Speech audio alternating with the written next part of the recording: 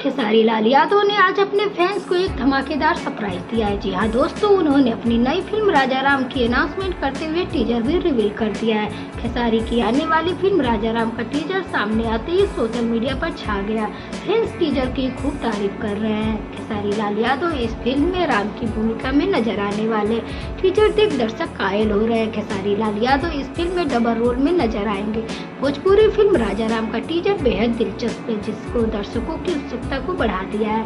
भोजपुरी की आने वाली फिल्म राजा राम का टीजर सोशल मीडिया पर आग की तरह वायरल हो रहा है।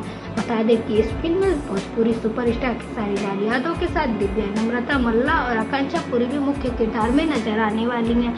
फिल्म राजा राम में अभिनेता खेसारी लाल यादव के साथ राहुल शर्मा, आर्य बब्बर, सोनिका गौड़ा, सपना चौहान, के गोस्वामी, विनोद मिश्रा, संजय महानंद, सुबोध सेठ, बीरा पांडे, निशा तिवारी, अमित शुक्ला और संजय पांडे भी अहम भूमिका में नजर आएंगे।